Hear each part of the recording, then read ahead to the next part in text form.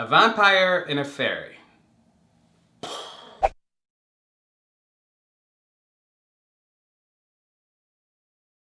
Hey everyone, my name is Americ from TV Equals and welcome to another review of True Blood Season 6, Episode 4, titled At Last. Wow, holy crap.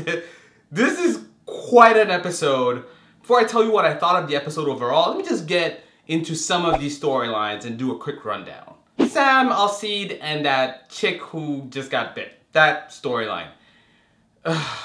You know, I'm sorry. I'm just not interested in what's happening right now with Sam this season. I don't know what it is, but this whole thing just feels like an add-on more than a story that deserves to be in here. I'm not knocking the characters. I actually like Sam. I don't mind Alcide, but I'm sort of thinking, what's the whole point of this? Okay, so they're running around and the Wares are running after them, and is that it? It's just... Eric turning Willa was mind-blowing. I was like, what the heck? I did not see that coming. I thought that he would either drink her or he would give her his blood, but turning her, I mean, Pam is gonna be jealous. That's all I'm gonna say.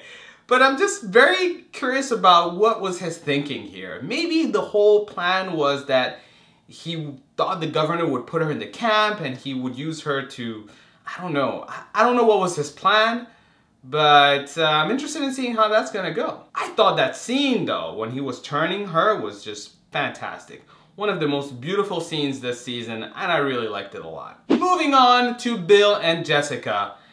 That story is a mess. Now, let me get this straight, Bill.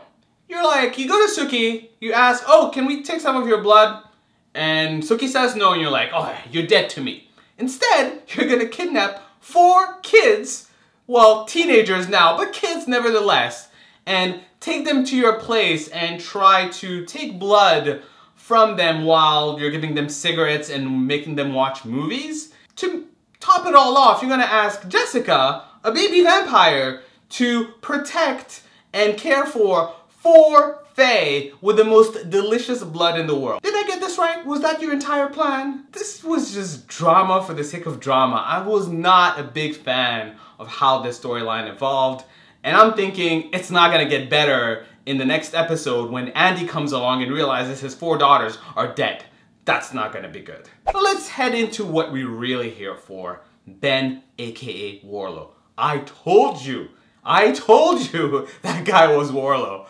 But I did not see the whole, he's a fae who was turned into a vampire, who's now a sort of super fae or super vampire. That was just fantastic. That was phenomenal.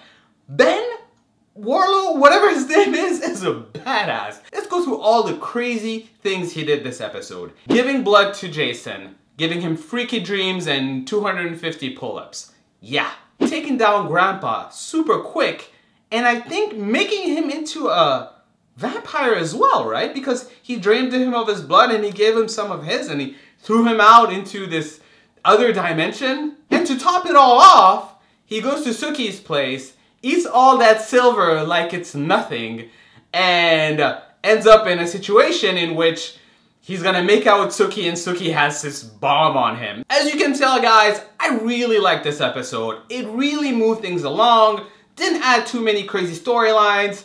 I mean, a few of them here and there, but mostly just some interesting stuff. I'm curious to see how Ben is gonna turn out. I'm curious to see how the Eric and Willa storyline is gonna turn out. I'm curious to see even how the Bill and Jessica story is gonna turn out. A lot of good questions, a lot of crazy answers, and a lot of things that are out there that we now can ask ourselves. Anyways, guys, that's what I thought of the episode. What did you think of the episode? Comment below. Let me know. What did you think of this episode? What stood out to you? What was your favorite moment? What are you looking forward to in the next episode? And finally, if you like this video, as your maker, I command you to like it and subscribe to this channel if you're new. I know I'm not your maker. Come back next week for another review for True Blood. Until then, thank you so much for watching. Until next time, bye. This whole combination of vampire and fairy just brings up so many combination opportunities. What if you took Luna's kid and turned her into a vampire? Then what would she be? Huh? Could she just transform into a werewolf that's also a vampire? Right? Or a bear that's a vampire? A vampire bear? Am I thinking about this a little bit too hard?